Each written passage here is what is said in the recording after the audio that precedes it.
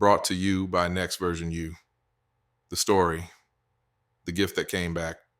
He was 16 and already tired of classrooms. The walls felt too close, the lessons too small. Every day he stared out the window and thought, that's where I belong. Out there in the wind and color, working with his hands, shaping the world instead of memorizing it. When the principal told him he was failing again, that he'd have to repeat another year, something inside him broke, not in defeat, but in defiance. School wasn't for him. He wanted to build something real. His mother, a woman who had learned to be both soft and unbreakable, didn't argue.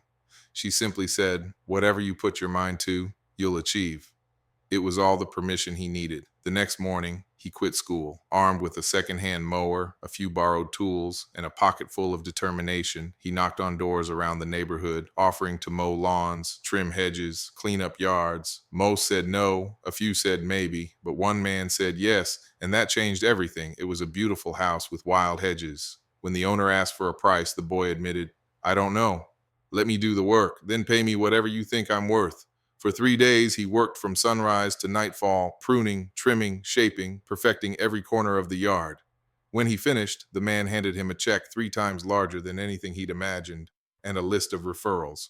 That's how it began. One act of honest work, one door that opened another. Years later, the boy became a man with his own company, a small fleet of trucks, and a reputation for excellence.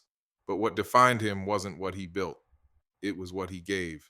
One afternoon, driving past a neglected piece of public land, he saw weeds where beauty could be. Without thinking of profit or praise, he called the town office and offered to fix it for free.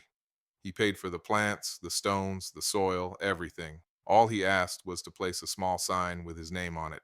When the project was done, the once forgotten patch of land became a living piece of art. A week later, a call came from a university across the city. They'd seen his work and wanted him to design their courtyard. That was the moment he understood. Giving wasn't subtraction, it was multiplication. Every time he gave his time, his effort, his creativity, it came back in ways that couldn't be measured. His business grew, yes, but more than that, his spirit expanded. One day, he ran into his old school administrator, the man who'd once told him he'd never succeed without a diploma. The man shook his hand and said, I was wrong. I'm proud of you. He smiled and replied, I didn't do this to prove you wrong. I did it to prove myself right. Now, when people ask about the secret to his success, he doesn't talk about strategy or timing. He talks about gratitude, about living in a way where generosity is the first decision, not the last.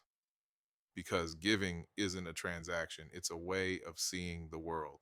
And when you see the world as something worth giving to, it gives back every single time.